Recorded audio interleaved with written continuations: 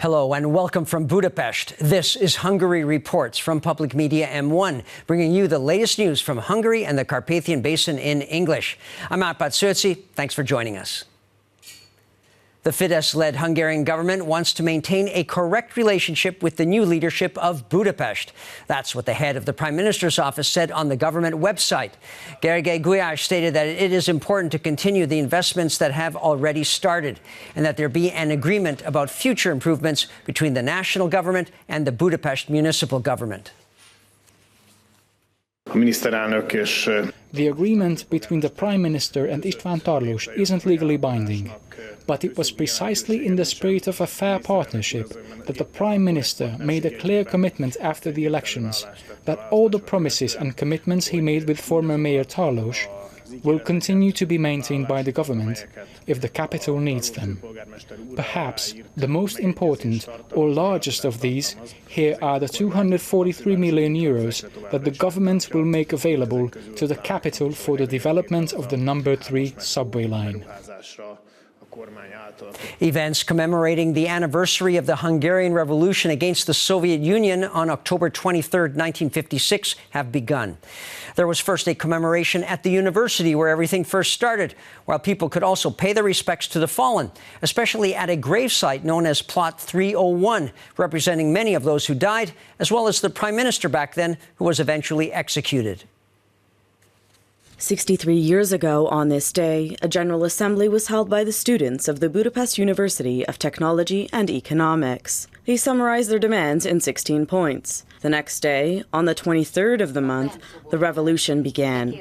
They laid wreaths on the anniversary of the event at the 1956 monument located at the university. The former Hungarian Prime Minister, Péter Boros, conveyed in his speech of remembrance that the secret of the revolution of 1956 is what the people of the nation feel when foreign powers try to take over.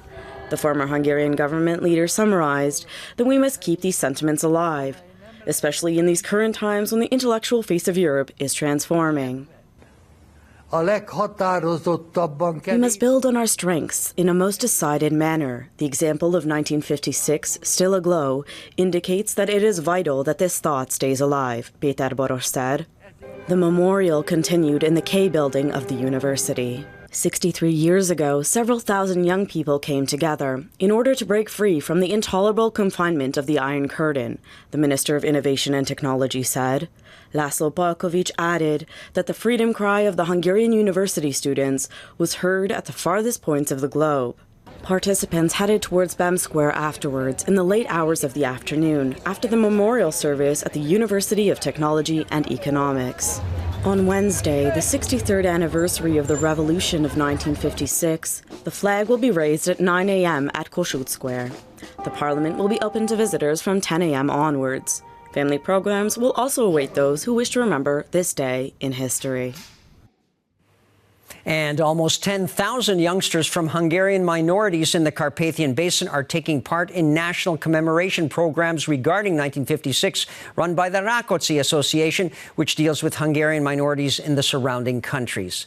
On Tuesday, almost 3,000 paid tribute in Budapest to the fallen heroes of the 1956 revolution as part of the so-called Gloria Victis 1956 Memorial Commemoration and Youth Meeting. 300 high school students from the Hungarian minority in Serbia started their journey to take part in the Gloria Victis commemoration and youth meeting. At the Budapest University of Technology and Economics, they joined a procession of thousands of young people from all over the Carpathian Basin. Many of those marched along the path to the BEM statue, the same path students and many others marched along on October 23rd in 1956, wearing contemporary clothes with torches in their hands. From Székelyudvarhely to Bratislava, from Vojvodina's Szabadka to Ungvár to Munkács, they came from so many settlements. There are students from Hungary among them, but naturally it's high school and university students from settlements across the border that are in the majority, Csongorcsáky said. The president of the Rákóczi Association hopes that the march and the celebrations of 1956 will remain in the memory of young people for many years to come and help them have their own experiences from October 23rd. We're very happy to be here at the procession, the student said. During the 3-day program, young people from the Carpathian Basin will visit the Hungarian National Museum, the 301 plot at the new public cemetery in Budapest, where many of the deceased, including the Hungarian Prime Minister at the time, Imre Nagy, are buried, as well as visiting the parliament and taking part in a historical quiz. It looks now like Hungary could well get liquefaction gas supplies from Qatar starting in 2021. That's what Hungary's Foreign Affairs and Trade Minister said in Doha. Péter Szijjártó said that a suitable port that can handle the gas is currently under construction in Croatia, which would make it physically possible for Hungary also to benefit and indeed get an energy supply that is relatively cheaper and more accessible. The Qataris today expressed their clear openness to enter into negotiations with Hungary on possible shipments to Hungary via Croatia. From 2021, Qatari gas might be included in the Hungarian energy mix, contributing to the security of Hungarian energy supplies and making prices more affordable. Since the more sources we have to buy gas from, the more secure we are and the cheaper we can buy gas. A man who allegedly made pornographic photos and videos of young girls who had run away from state institutions was taken into custody. He's being charged with child pornography. The authorities are working together with the International Children's Safety Service based in Budapest to also deal with other similar cases.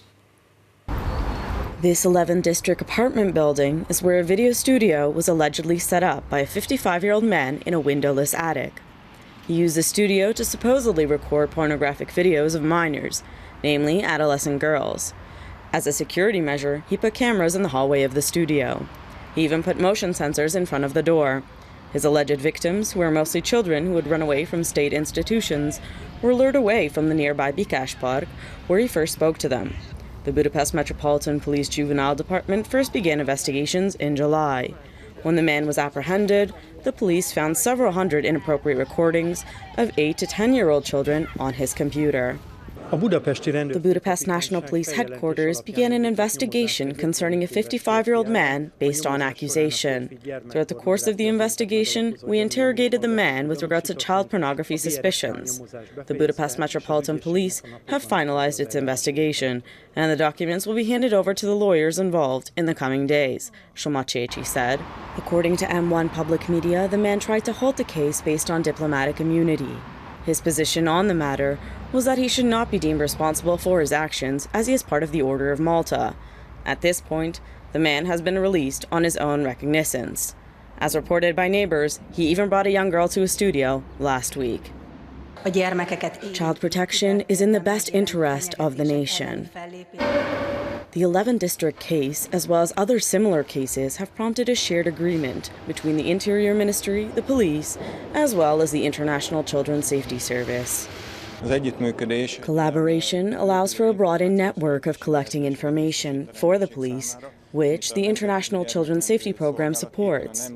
The network is efficient precisely because of this international network, János Balogh said.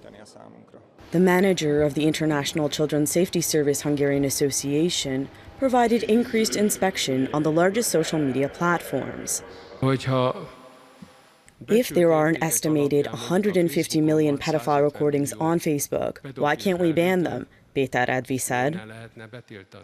More than 100 people work on information on computer crime in a special unit at the National Bureau of Investigation. In fact, during the past couple of days, investigators have identified and caught a man and a woman who allegedly recorded pedophilic videos, as well as photographs of their own children, which they spread on the dark net.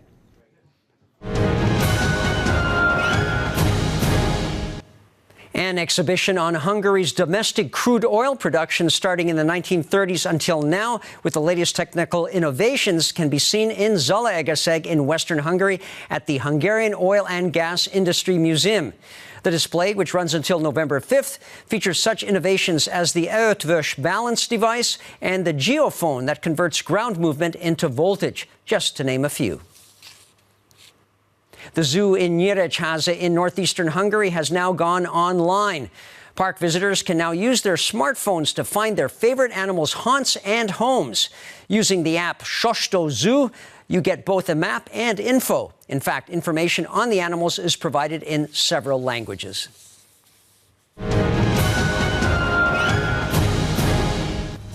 And that's all for now. But we'll be back again the next night, live, right after the news in Hungarian at 11 p.m. local time.